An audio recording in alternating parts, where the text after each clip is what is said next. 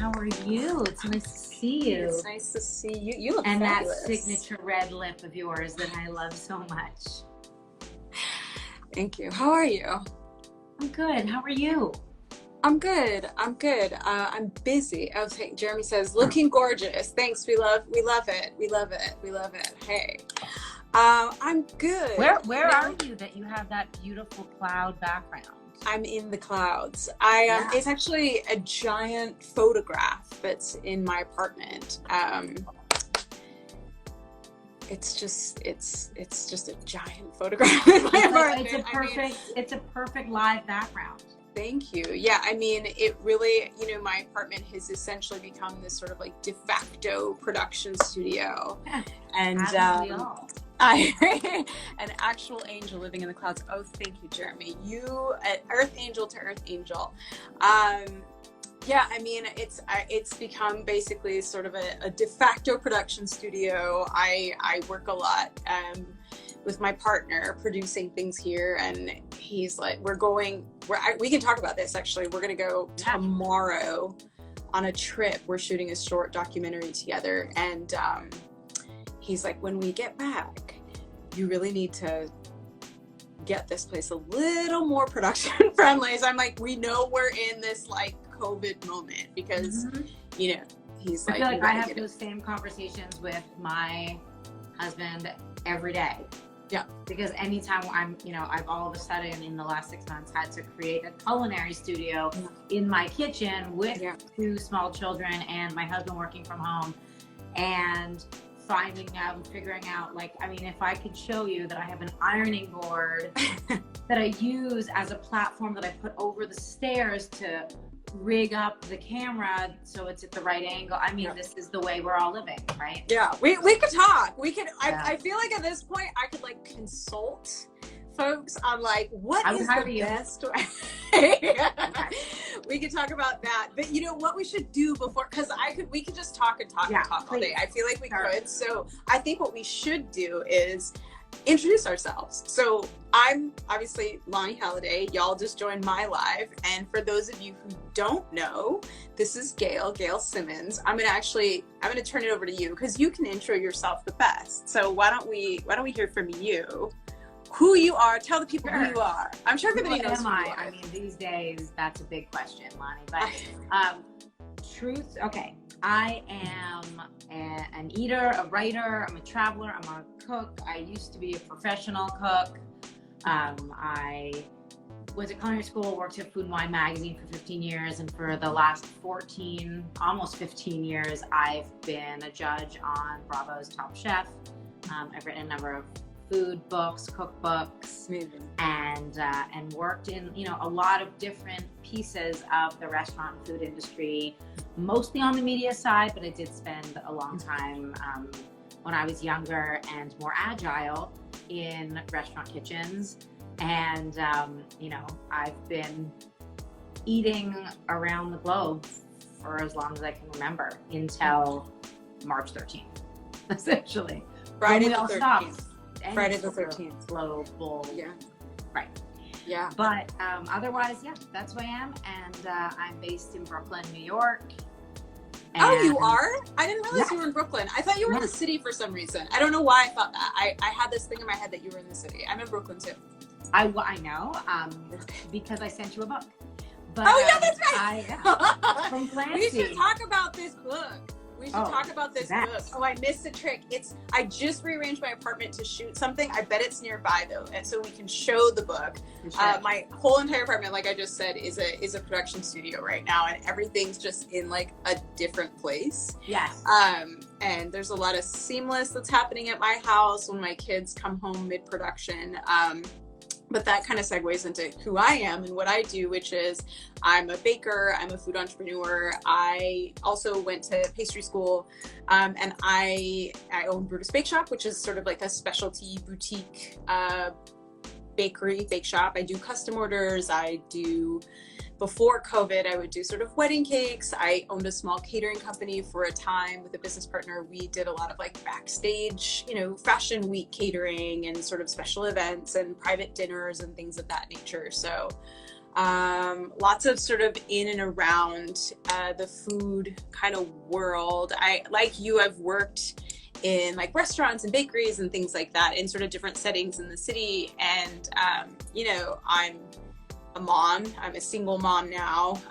Restaurant. I love projects because, you know, there's a lot of juice in producing, and it sort of approximate the juice inside of a restaurant, which is, you know, I'm sure you do working in television, you kind of like get that too. You know, I mean, I miss Sense the of restaurant urgency, vibe. we like to call it.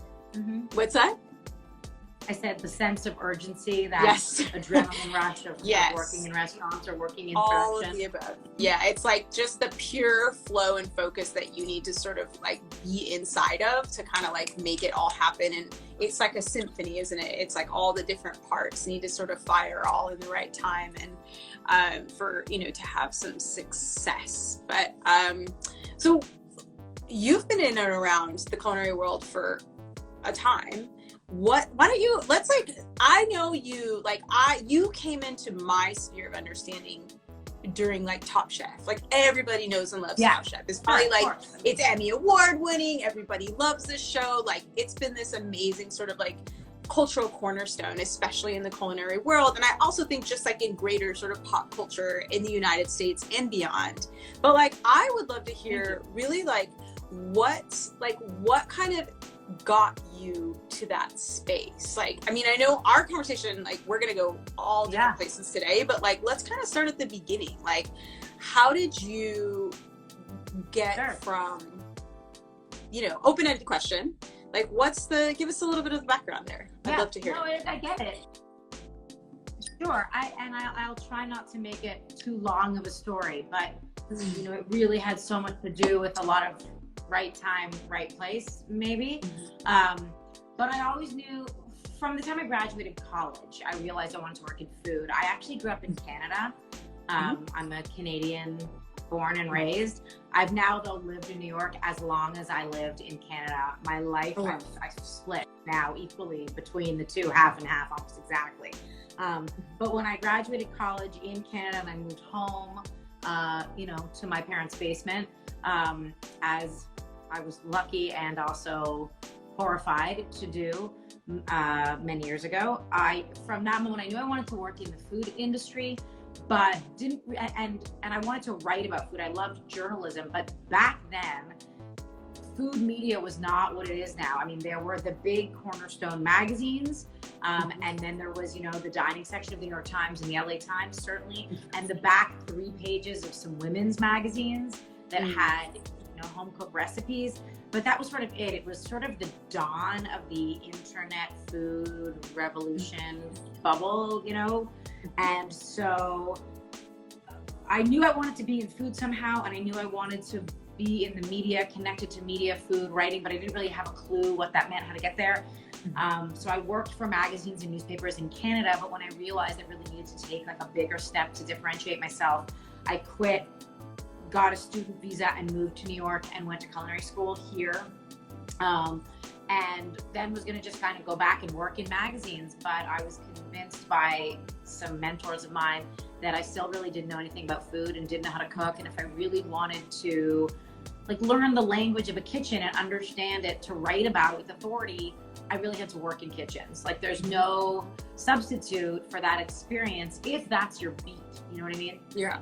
And all that comes with. So I took the advice sort of against my better judgment and worked in kitchens, worked in some tough kitchens, some unequitable kitchens, some kitchens that I loved. I had, you know, a range of experiences in kitchens, different sizes, different kinds, different food styles, but also different leadership styles. And after a while, realized that I wanted to get back to media and use my brain a little more. I ended up getting a job with the food critic at Vogue magazine as his assistant. I worked for him for 2 years. And then from there, went to work for a restaurant group for Chef Daniel Boulou, you know, fancy Frenchman, wonderful mentor of mine. And then about 15 or so years ago, got a job at Food and Wine magazine and worked for them for a long time, worked in the PR and in the marketing department and event department for them. And about a year into the job, Bravo came to them to partner on this crazy wild idea they had for a new competition show called Top Chef. And at the time, it really was a wild idea. Like it really was not a given that it was going to be successful by a long shot. No one had ever done anything like it before. Not about professional cooks, not in the food space besides Iron Chef, which was its own sort of thing in Japan or out of Japan at the time. Yeah. And no one had really talked about what went on behind kitchen doors before. You know, that was like kind of when celebrity chefs were just coming into being a thing. And they, through a series of events, Food & Wine sent me as their representative on the show. And it was a partnership for a long time. And I simultaneously did my job at Food & Wine for many years, and then my job morphed at Food & Wine for many years.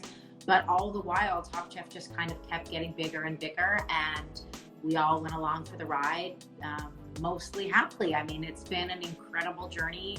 We've made 17 seasons of our show, 3 different spin-offs. And then it's allowed us all to have a much bigger voice and platform in the industry, and certainly to do other projects and really, for me, follow my dreams of really doing what I set out to do at that very beginning of my career, when I really didn't know what it was going to look like, but trusted myself to just, I don't know, take risks a little bit and you know, let it take me where it will. And it did, and that's where I am. And someone asked if it was Jeffrey. Yes, Jeffrey Seingart. That's who I worked for. I assume that's who they're talking about. Gotcha. Oh yeah, I gotta catch up on the comments here. There's so many comments. I love the background. You're Canadian. Hello. Yeah. So one thing I'll say is you're a little. Oh, Carrie's here. Hey, Carrie. Carrie Diamond, the fearless leader of Cherry Bomb Magazine. So you're a little bit pixely. Can you see me okay? I can. You know what? I'm going to turn off my Wi-Fi. Okay. We can kind of like roll with it so what is that background? Oh, Carrie's asking about the background too. My Wi-Fi in my apartment gets crazy. Is that better? Yeah. It's a little bit better for me. And then, so let's get a little comment. What is the background? Carrie or Madison, how are we doing on the, you're actually like, gradually, it's the scale is still a bit blurry, but like to me, you look markedly better. Oh, yeah, better. You look better. It's better. Someone says better. Better. Oh, good now. It's good. Better. I think we're good now. Cool. Okay. I think we're good now. All right. So I'll wow. So, that's better. Oh, perfect. Amazing. Yeah, they got better. Amazing. So, wow, that's like that's a hell of a ride. Yeah, that's riding, by the way. Like, I'd like to think it's not over. You know. No, it isn't over. Like I'm just like from how you know, you just hope it continues and you keep finding projects and people who want to make them with you. And so far, I've been lucky, and I have great coworkers and a great community of people who have, you know, been integral to keeping it all going. Yeah. That's, I mean, it is really about like, you know, is it gonna, you know, like I feel that same way. It's like, is it gonna, like, how do we just keep this going? Like rocket till the wheels fall off, kind of this like limitless expansion kind of concept, right? Yeah. It's like, how do we like stay in this groove? And then as a small business, I mean, I consider myself not unlike you, like a small business owner. It's just that my business is really the business of like me and my projects. And I think of it being an entrepreneur, like it took me a really long time to say with confidence, I am an entrepreneur, because I wouldn't really give myself that latitude, you know, and own that. Yeah. Because I felt maybe not worthy, or that it felt too, you know, like I was claiming something, you know, in an imposter syndrome sort of way. Like, how could I call myself that? What have I done to prove that I'm an entrepreneur, that, you know, I can own a business myself and run a business myself? And you know, only in my last few years of it all have I really felt like I can say that with confidence and pride. Yeah, I mean, I can certainly relate to that. I mean, I think that we live inside of, you know, a culture that, you know, in so many ways is really, really geared towards, you know, this like idea that like nothing is good enough. Like that's consumer culture. Like consumer culture is really, and like capitalism is like very much predicated on this idea that like nothing is ever going to be enough. And so like I think that like internalizing that is really sort of, it's just part of the game. And like coming to, it sounds like you had a moment where you kind of realized that illusion and you were able to actually say, you know what, like I'm that is me. So let me ask you this then, like, were there times in your life where that fear, that sense of unworthiness was sort of like confirmed in the negative for you? Like, did you have some like massive failure or like, you know, like professional embarrassment or sort of some moment where you were like, damn, I'm trash? Or like, you know, I don't mean to put words inside of like your thought process, but all of it. You know, we've talked and it's like, right. I feel like there's this thing there, especially as women, that like, I think that, you know, can be a thing. And so how does that land for you? How does that land? Yes, it lands smack in the face is where it lands.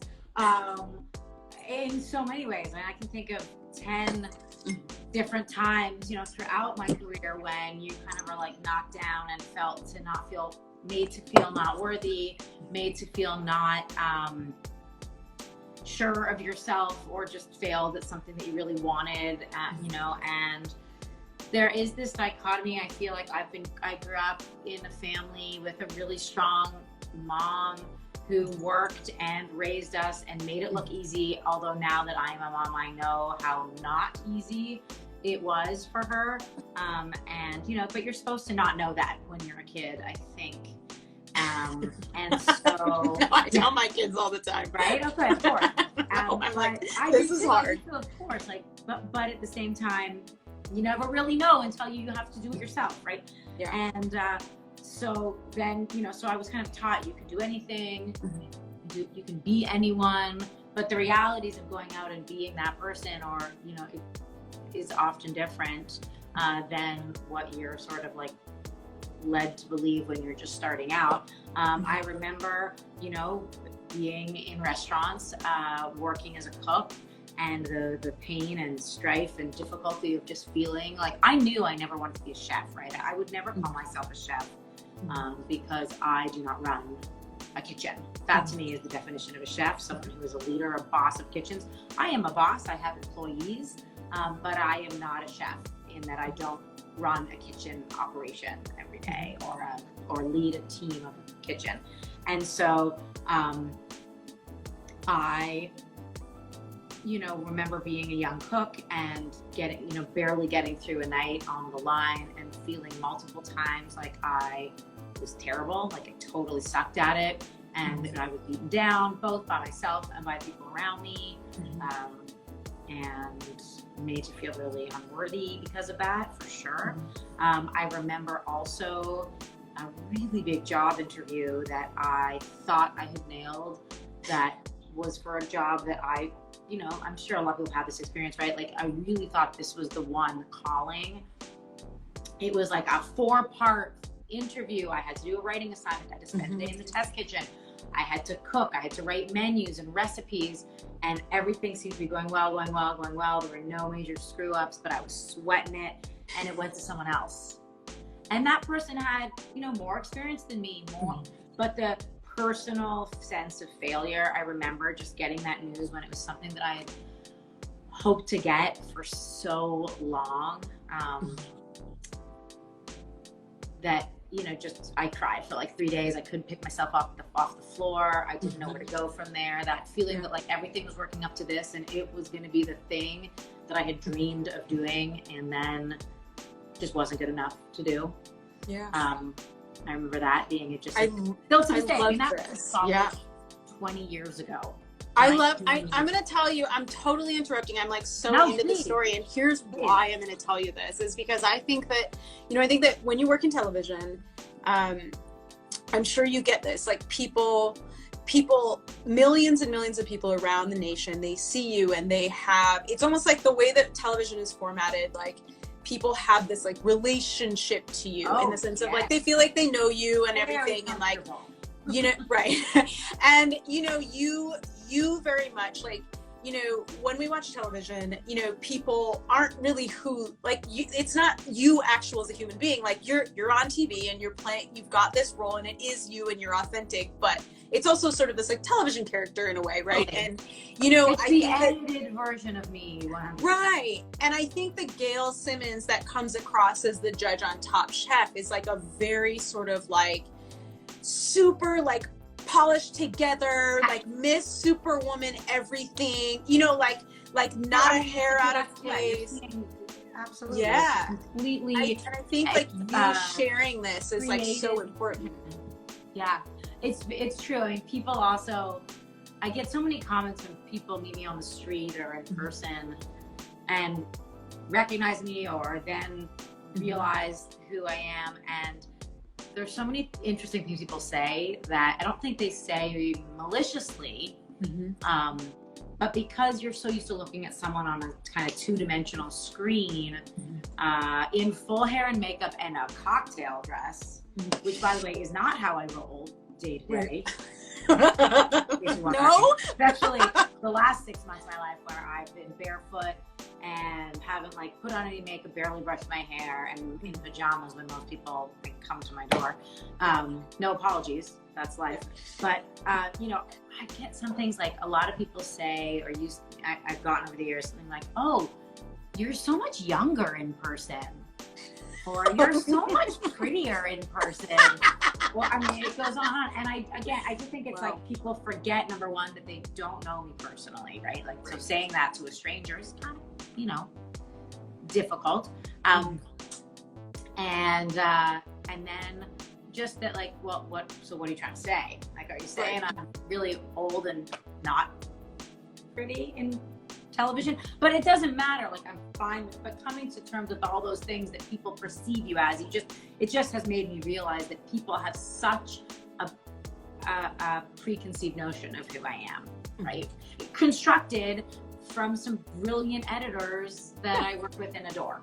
And that's the point, right? It wouldn't be a very good show if the judges were falling apart and not authoritative and not well versed in the subject matter. So like, obviously we need to, that has to be how it is, but there's more to me than just being a judge of a food competition in a cocktail dress. Yeah, no, and I love like getting the different facets and this sort of dimensionality of like what it means like to get there. I mean, I definitely can relate, this story of you saying like you had your heart, like your course was set on this job. And I mean, I've experienced that a few times. I've been straight up told, you're never going to do that. That's not like, you can't do that, period. And it really has informed the way that I just kind of like approach, what I share and who I share it with, and like how I kind of like it just feeds my drive, it really does. And it feeds my sense of faith. I mean, truly like trusting that like what is for me won't miss me, and like helps me like, for me personally, like check my will and my ego. Yeah. I mean, that can be super helpful. When you fail, and I think about even like, I was going to go to nursing school. I studied my ass off. I applied.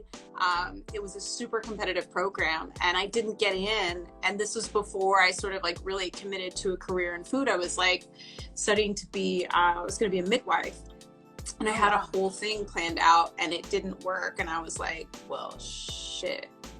Like, I don't even know what I'm going to do. So yeah, I mean, that sort of fail, and really just sort of where you land or where you sort of move to, and the joy that that has obviously brought you, because you seem to be quite joyful as a person. I know of you. And it's kind of in spite of or fueled by all of these experiences, right? For sure. Yeah, a bad marriage. Ooh. Yeah, I was married for a long time. That was a big fail. Bad marriage. I got 2 amazing kids out of it. But it really just, it was an epic fail. It really was like this epic fail. It really was an epic fail. You own it. You can own it now and look back at it. Easier said than done when you're in it, that's for sure, because the agony and the heartache and the children and all the things. Yeah. But then you put your feet on the ground, I guess, the next day, because if you don't, I mean, you have to. You have children, you have to. and a business and a life that requires tending. Yeah, for sure. It yeah, I mean, it definitely, you know, and having support. I think you mentioned a mentor. You know, I think like building a community.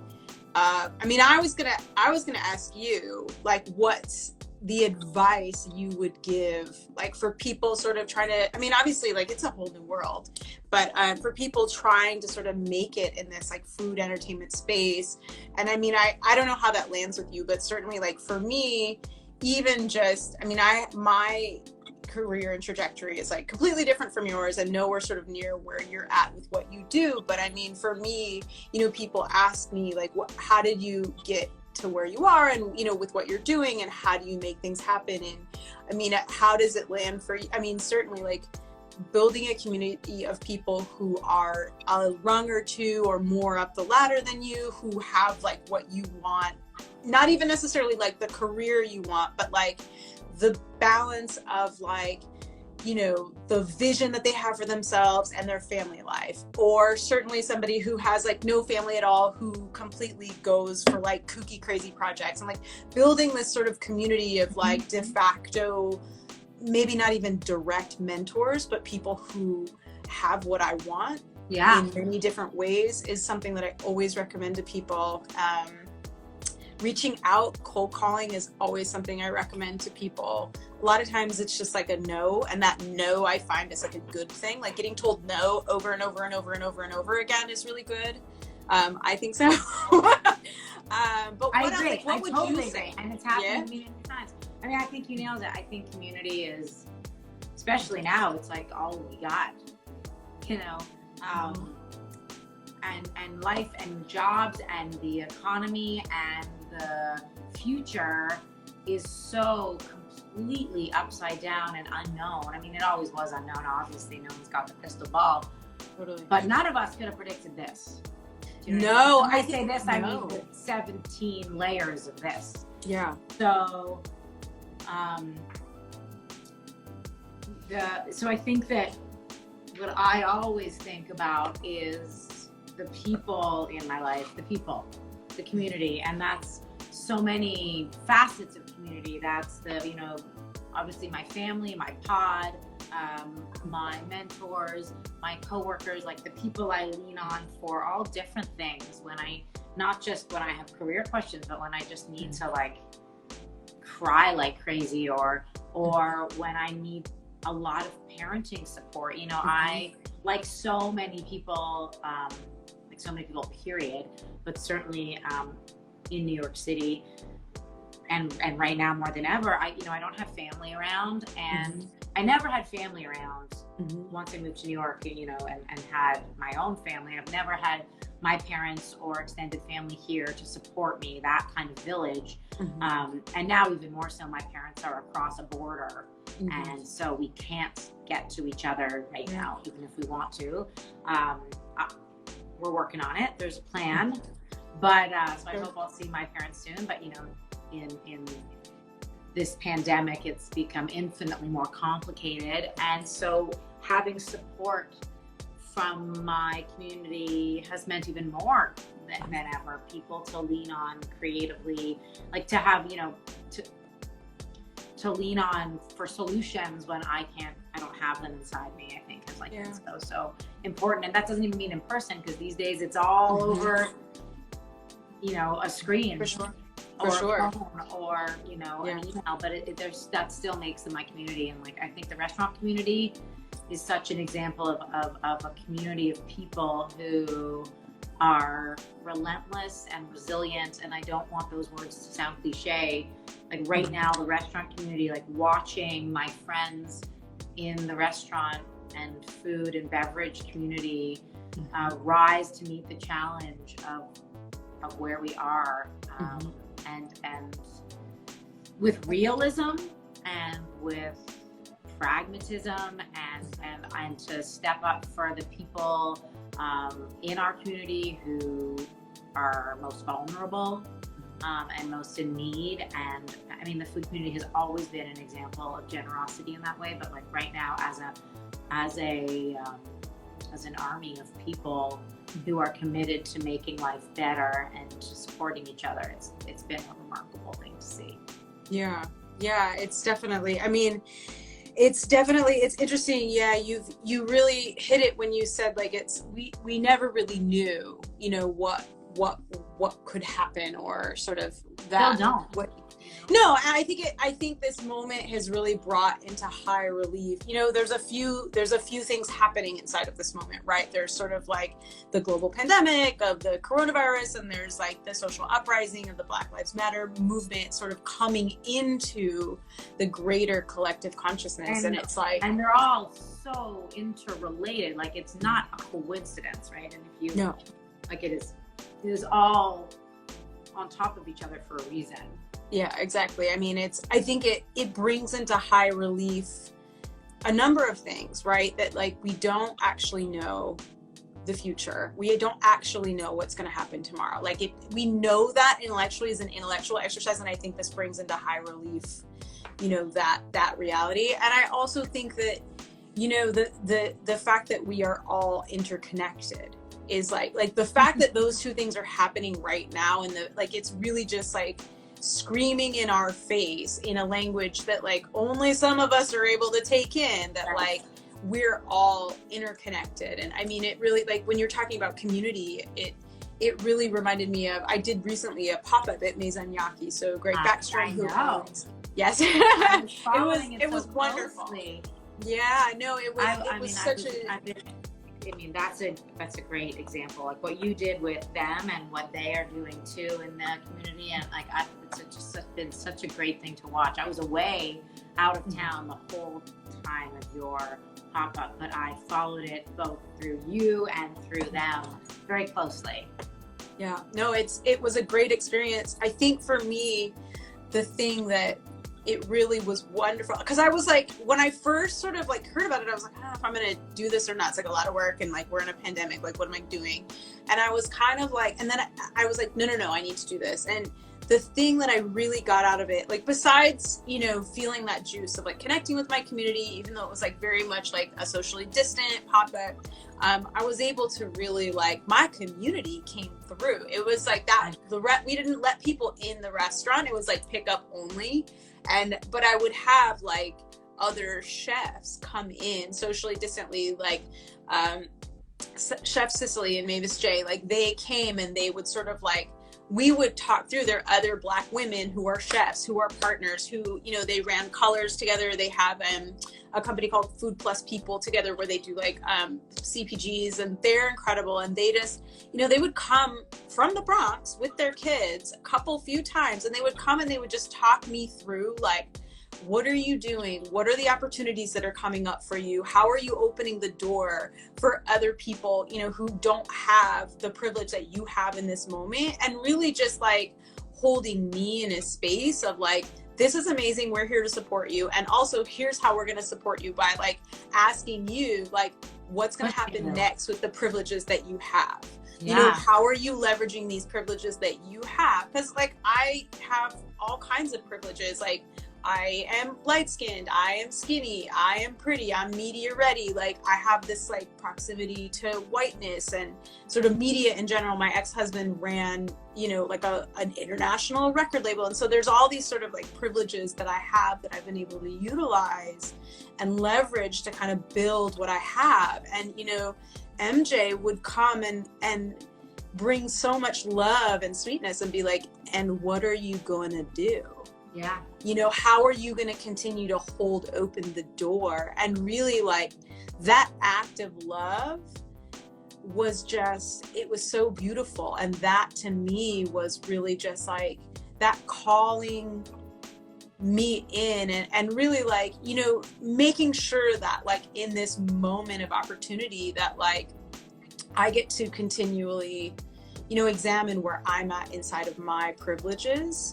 And that, you know, that's just been, that was such a gift, you know, and it's, and we were talking about this the other day, you know, like the change that we get to have now and the opportunities that we have. And we were talking about that on the phone just the other day. So what, I mean, what's it's getting dark in here. I'm just taking it dark? the light on brighter in my kitchen because I feel like it's dark in here. Okay. But yes, I mean, you know, we were talking about that the other day. Yeah. And I hope I can, like, remember all of that conversation. It was so good to talk to you then too. That certainly for me, I want to say obviously, but it's not obvious always. Like the way that, you know, the ability to, and the privilege of being able to stop and think and reevaluate who I am, what I do, what my goals are for change or greater good, or to support the people who are important to me. In a really broad sense, when I say people, because I don't necessarily have to know them to want to improve their lives, and to, like, what role do I have to play? Do I matter to, like, can I make a difference? Can I, and what are the ways to do that? And then, and that's been like a deep dig, and will continue to be, for sure. Starting at home, starting with my children, with my employees, evaluating who I am as a example that I set for my family and my employees and the people I work with every day, and also sort of learning to shut up about things that I need to shut up about, let's say. Like, sure. You know, I've always kind of believed in keeping, like, the practice of keeping your mouth closed when you need to, and listening more. You know, that's actually something I think a lot of people, it's burned into you as a young cook, because when you're at the beginning of your career as a cook in a restaurant, not that the formula of all restaurants are run in an exemplary way, you know, but for the first several years as a young cook, you really just have to keep your mouth shut and keep your head down. That's what you're taught, for better or worse, and not in all kitchens, but generally at the beginning of any career, when you're just starting out, you don't know anything yet. You're there to learn. You're there to execute someone else's vision. So your job is to just listen. And I think sometimes you forget that, and it's that lesson applies to this moment in so many bigger ways. And it is an awakening, certainly.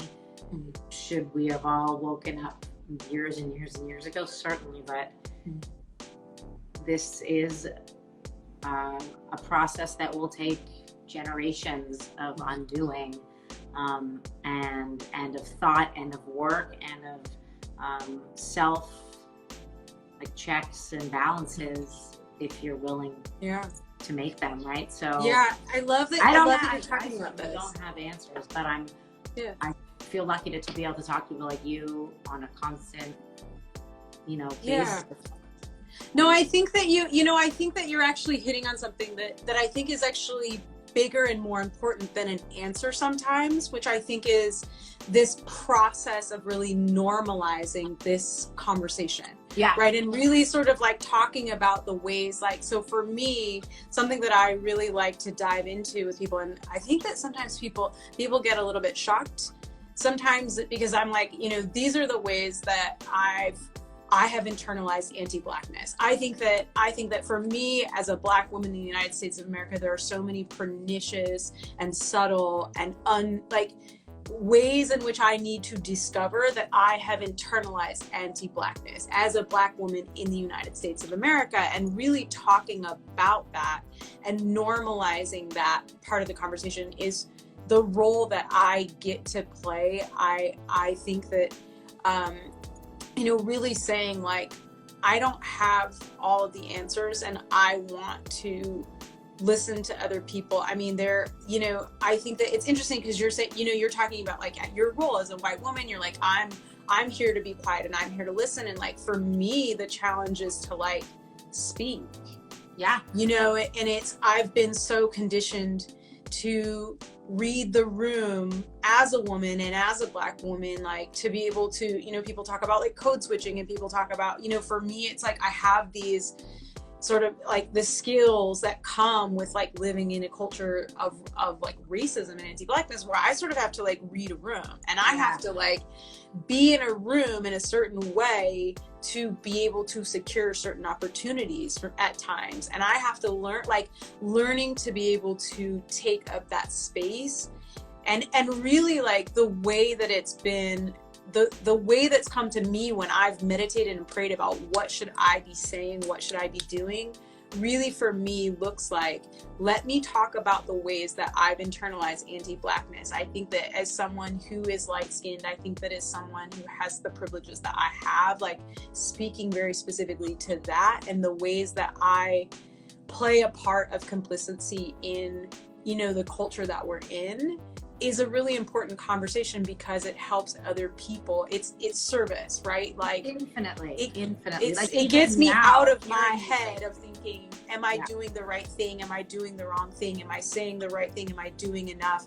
Do I need to be this example? Do I need to be this person? Can I take this space for myself? It puts me in a place of service, gets me out of my head, and actually like helps people have a conversation that I don't actually think that they would have had otherwise. Yeah. I like just hearing you talk about it in that way is something I haven't been able to talk about. Like, I haven't had that many conversations with Black women about hearing them talk about those elements of their Blackness and it makes me feel like it gives me the feeling of like, well, if you feel that way, I want to feel more, and it helps give me the steps to understanding, not that that's what you need to do, but it certainly gives me an avenue to start talking about it and thinking about myself more critically. If that it's a spectrum of things, and that the more we all talk about it and can be honest about what we don't know, the more we're going to know. Yeah. I mean, it's a radically vulnerable thing for me to talk about. It's living in, growing up. I'm going to be 40 in October, which I can barely believe. I'm well over it. Here we are. So no, I mean, hold it's your hand over the line to the back. I'm like, 40. wait, I was kind of envisioning a party that was going to be something that wasn't just me in my apartment.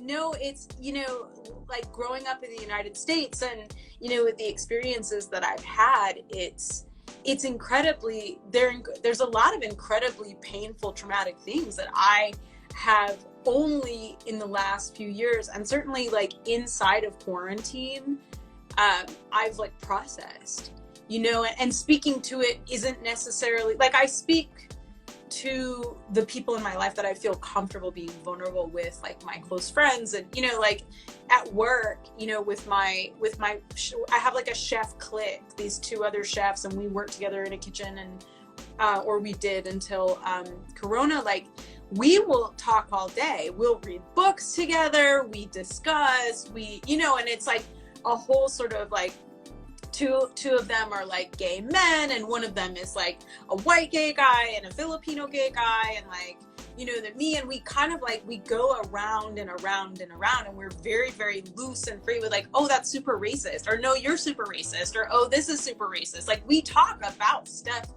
a lot very freely, and we hold each other with like a very raw kindness, and we really like the whole pretense of the conversation is like we're here to lift each other up, and we're here to hold each other in a space where we have this shared aim and goal of practicing this like radical kindness and sort of and a radical love and acceptance, and being able to like have these like very, very frank discussions. I feel like honestly, like the three of us, like people should have put a camera in, like people would pay to watch. It's crazy. Like it was part of this. It was intense. You used a term that just now that has like really, I think I really love and want to take with me away from our conversation, and that's the idea of like raw kindness. Like you don't want kindness that's too safe, you know what I mean? Like I think right now having conversations with friends, you know, yes, I have my crew of women and men in my life who I know I can go to anytime, anything, say anything, and they'll support me. But sometimes I also don't want everyone to just support me, right? Oh, phone just did something funny. A little rawness to that kindness. Like, yes, I want to come to you because I feel comfortable, but I also really need a critical truth that's like hard. It's really hard to find people who are really gonna call you out on your crap. Yeah, that to me is love. Like that's what love looks like to me personally. You know, I don't want someone who's, you know, just lambasting me with maliciousness, but someone who's willing to be like, girl, that's some bullshit. Yeah. You know, and let me sit with it. You know, that to me is a form of love that I think that can be difficult to find, and can be, you know, it takes a lot of like bravery, it takes a lot of trust, it takes a lot of vulnerability, and it takes that other person and you to sort of, that other person has to be willing and secure enough in themselves to say like, let me risk this friendship, to be able to be like, you know, you have to be willing to risk it all to have that level. Yeah, absolutely. Because I need someone who can take the risk to tell me straight that I'm an asshole. I also need to be able to be vulnerable myself to actually take it in, which I think that this has been such a huge lesson for me, because I can admit now that like I've got a lot of pride and a lot of you know, toughness to me that I always thought was a good thing, and that got me through a very patriarchal industry and a very you know, male-dominated industry, white male-dominated industry, and so that's like my toughness, my strength. I've always had a lot of pride of, but actually right now I'm learning that it's the pride that gets you in trouble, right? Like being vulnerable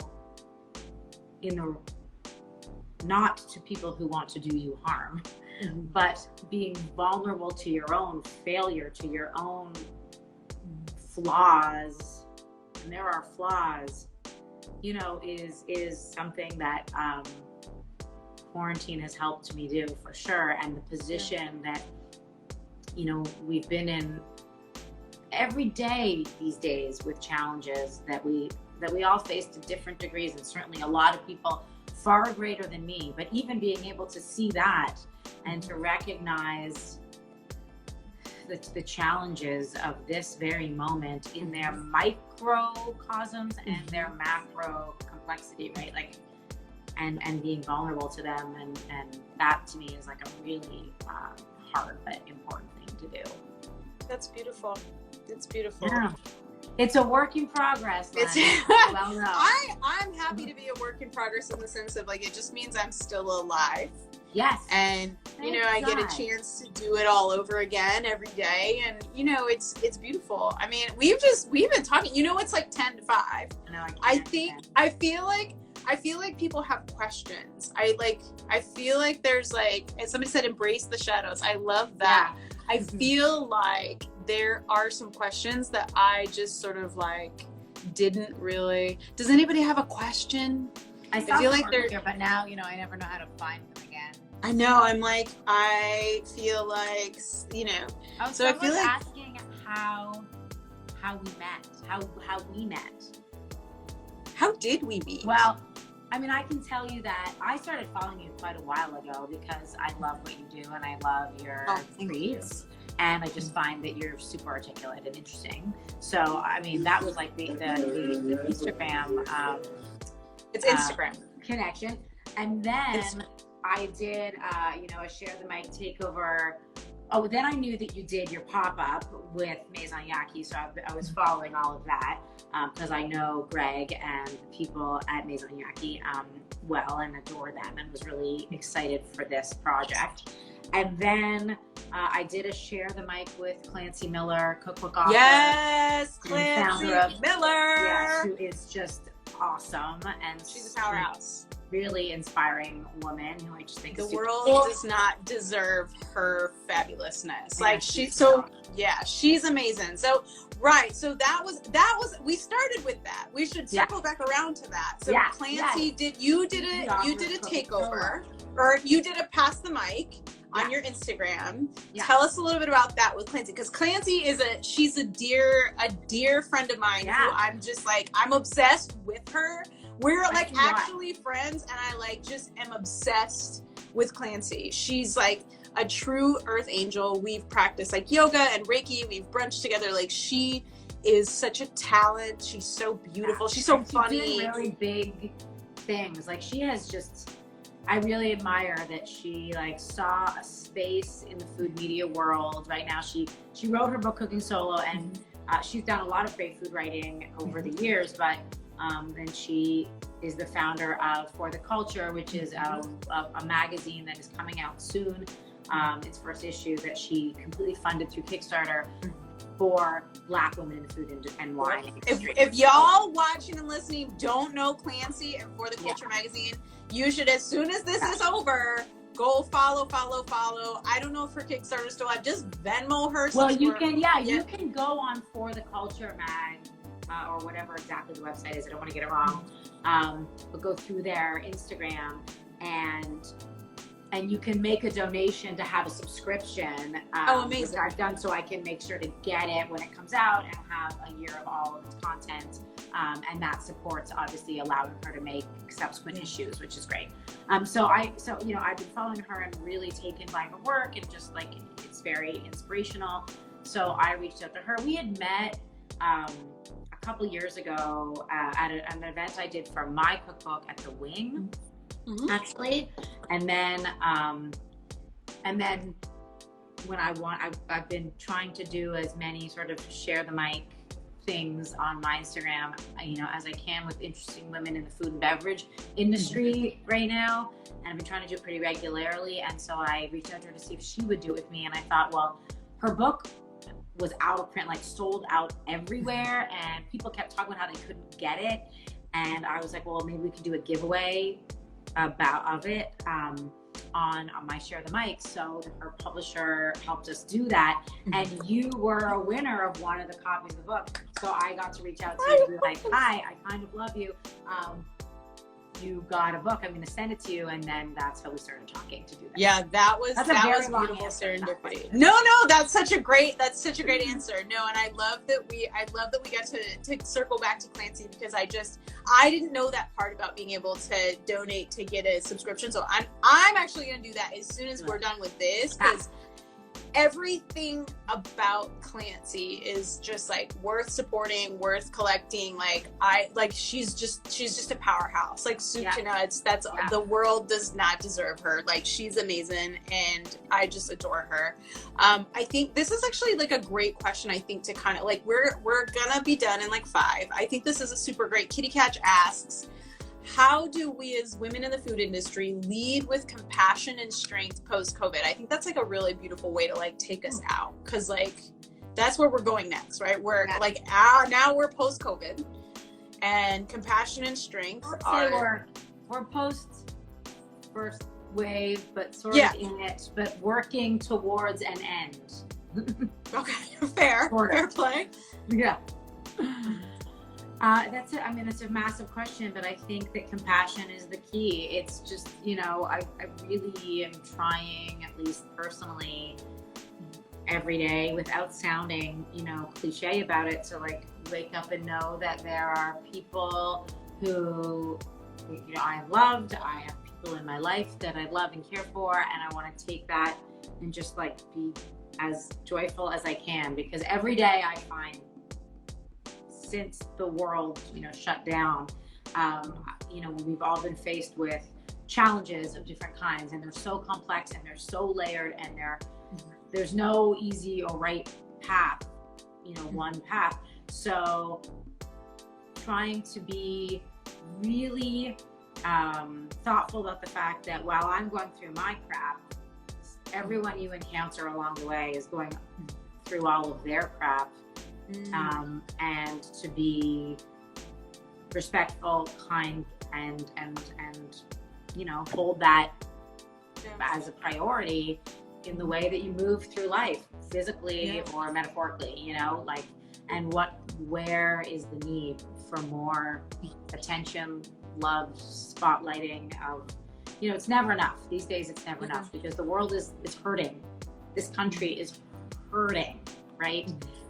There are chasms of pain that are so deep and so complicated, and so I think like every bit of kindness matters. Yeah, no, I think that, I think my answer is almost the same. It's like, I think that the idea that, we're individuals, like human beings. I get like real woo-woo. I think that that's not fully real. I'm very woo-woo. So I think that's not fully real. And there's no like your pain, my pain, like there's only pain. And there's no like, if I'm compassionate with myself, and if I'm that means I get to be compassionate with you. And if I'm compassionate with you, it means that I get to be compassionate with myself. And I really think that like, practically speaking, like prayer, meditation, like speaking to it, and like we were talking about our teams and our people. Oh, yeah, Instagram does a countdown now. It says we've got 1 minute 36 left. Really holding space for that, and really kind of like sharing, like this is my aim. Like, let's hold each other accountable in like all my relationships with, committing to love, as opposed to like committing, like I'm not like committed to my partner. I'm not committed to my children. Like I'm committed to love first. And that is something that allows me, and I fuck up all the time. Like I get bitchy and I get cranky, but I really do try to return. It says we have literally 1 minute left. Is there anything that, you want to plug right now? Anything you're working on? There's lots of things, but really just thank you. I'm so glad I got to talk to you. I don't know, I think that if anything, what you're saying really rings true, because it also, all that love and need has made me also learn to like ask for things more, not just for myself, but for others. Like when I need help and when I see others in help, like asking the questions that might not be the obvious, and never making assumptions, just helping, looking for the helpers and being a helper. In all places is what I try to do. In the words of Mr. Rogers, that sounded love Fred Rogers. He's a national treasure. That's my guy right there. Totally. Yep. I love that. Well, thank you so much. Thank you. I love this, and I thank you so much for joining me today. I think we're gonna end. Thank you. Thanks, Gail. Bye.